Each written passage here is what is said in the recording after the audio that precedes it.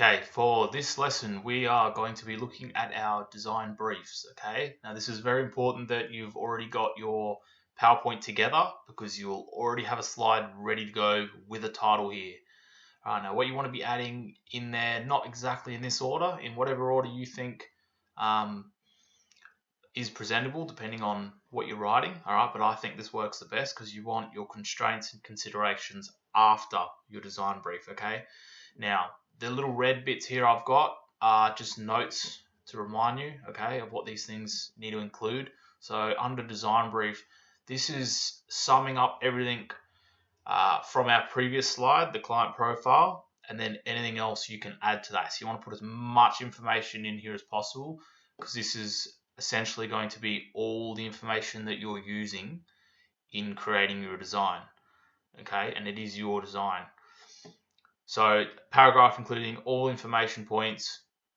If you're not sure, have a look at this here: who, what, when, where, as long as you include at least those four things, and anything else you can think of in that paragraph.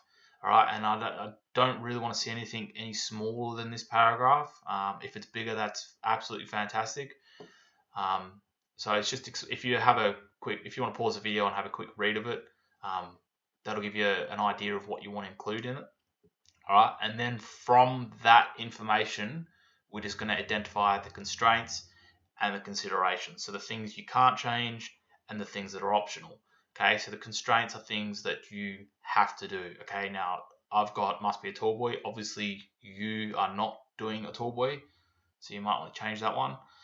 All right, a lot of these here,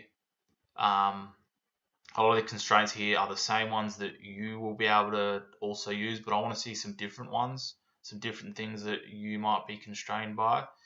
Okay, space is going to be a big one. Space where, the space available is going to be a constraint.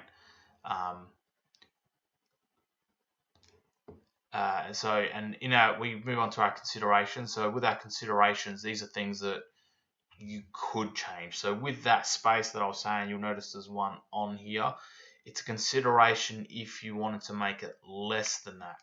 Okay, so you're constrained by that because you can't go any bigger, but you might consider that you want to do it much smaller, and that's also fine. Okay, so considerations is, I've put at least 3 drawers on here for my project because I might consider having 2. Or 4, 5, or 5, okay, depending what works for my design. Okay, so these are things that you yourself can sort of change a little bit. Like, they don't have to be exactly that. So a constraint would be if I said the drawers have to be 150 millimeters deep, no more, no less. It would be a constraint. But if considerations on here, because I've said they need to be at least that. So if I design it and that they're bigger, that's fine. All right, so try and think of your own ideas for this. That'd be really good, because yours aren't going to be what I've written on here, and I've done that on purpose. And I've purposely chosen a different project